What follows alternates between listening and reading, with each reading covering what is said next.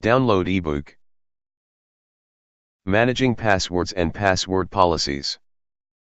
In this chapter, we've already covered a bit of password management, since I've given you a few examples of the password command. If you recall, the password command allows us to change the password of the currently logged in user. In addition, using password as root, and supplying a username, allows us to change the password for any user account on our system. But that's not all this command can do. One thing I've neglected to mention regarding the password command is the fact that you can use it to lock and unlock a user's account. There are many reasons why you may want to do this.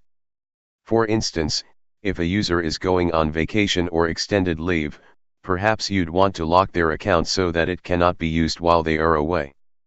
After all, the fewer active accounts, the lower your attack surface. To lock an account, use the L option. Copy sudo password L username. And to unlock it, use the U option. Copy sudo password U username. However, locking an account will not prevent the user from logging in if he or she has access to the server via SSH with utilizing public key authentication.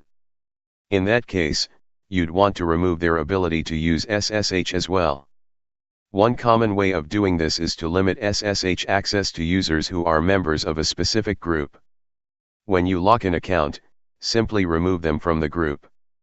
Don't worry so much about the SSH portion of this discussion if this is new to you. We will discuss securing your SSH server in Chapter 15, Securing Your Server.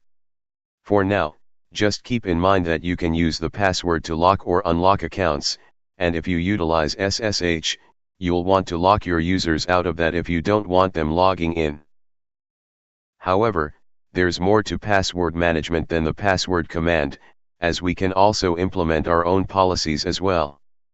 Earlier, I mentioned that you can set an expiration date on a user's password, during our discussion on the /etc/shadow file. In this section, we'll go through how to actually do that. Specifically, the change command gives us this ability. We can use change to not only alter the expiration period of a user's password, but it's also a more convenient way of viewing current expiration information than viewing the /etc/shadow file. With the L option of change, along with providing a username, we can see the relevant info. Copy sudo change L username.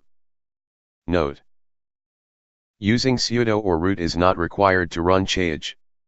You're able to view expiration information for your own username without needing to escalate permissions. However, if you want to view information via change for any user account other than your own, you will need to use sudo.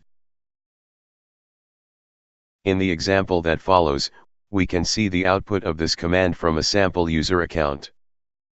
Output from the change command. In the output, we can see values for the date of expiration, maximum number of days between password changes, and so on. Basically, it's the same information stored in /etc/shadow, but it's much easier to read. If you would like to change this information, change will again be the tool of choice. The first example I'll provide is a very common one. When creating user accounts, you'll certainly want them to change their password when they first log in. Unfortunately, not everyone will be keen to do so. The change command allows you to force a password change for a user when he or she first logs in. Basically, you can set their number of days to expiry to 0 with the following example. Copy sudo change d0 username.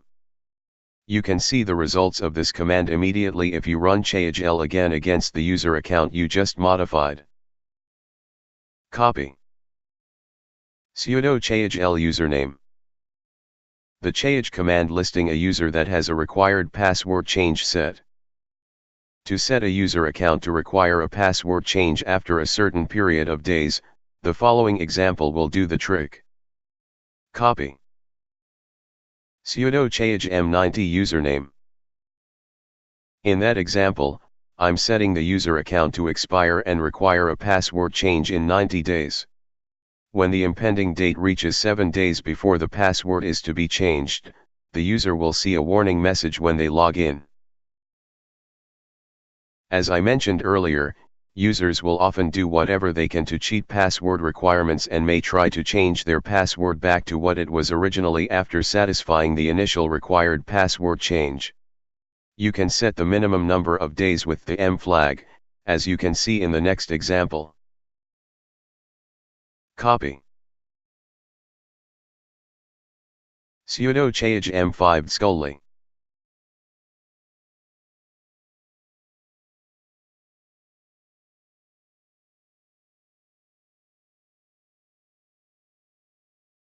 The trick with setting a minimum password age is to set it so that it will be inconvenient for the user to change their password to the original one, but you still want a user to be able to change their password when they feel the need to, so don't set it too long, either. If a user wants to change their password before the minimum number of days elapses, for example, if your user feels that their account may have been compromised, they can always have you change it for them. However, if you make your password requirements too much of an inconvenience, it can also work against you. Next, we should discuss setting a password policy. After all, forcing your users to change their passwords does little good if they change it to something simple, such as ABC123. A password policy allows you to force requirements on your users for things such as length, complexity, and so on. To configure options for password requirements, let's first install the required pluggable authentication module, PAM. Copy. Sudo apt install libpam-cracklib. Next, let's take a look at the following file. Feel free to open it with a text editor, such as Nano, as we'll need to edit it. Copy. Sudo nano /etc/pam.d/common password. Note: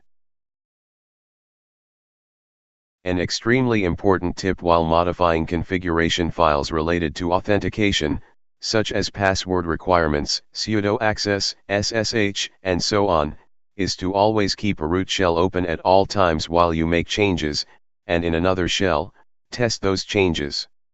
Do not log out of your root window until you are 100% certain that your changes have been thoroughly tested. While testing a policy, make sure that your users can not only log in, but also your admins as well. Otherwise, you may remove your ability to log into a server and make changes. To enable a history requirement for your passwords, meaning, the system remembers the last several passwords a user has used, preventing them from reusing them, we can add the following line to the file. Copy. Password required pam_pw history.so remember equals 99 use_authhook.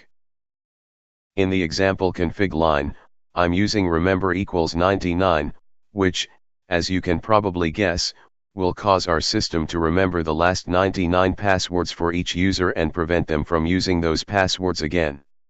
If you configured a minimum password age earlier, for example 5 days, it would take the user 495 days to cycle back to their original password if you take into account that the user changes his or her password once every 5 days, 99 times. That pretty much makes it impossible for the user to utilize their old passwords.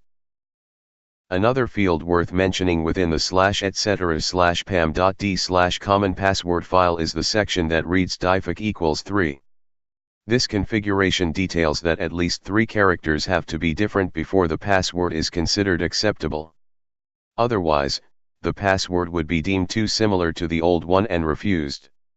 You can change this value to whatever you like.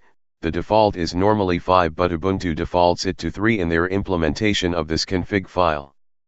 In addition, you'll also see obscure mentioned in the file as well, which prevents simple passwords from being used, such as common dictionary words and so on. Setting a password policy is a great practice to increase the security of your server. However, it's also important to not get carried away. In order to strike a balance between security and user frustration, the challenge is always to create enough restrictions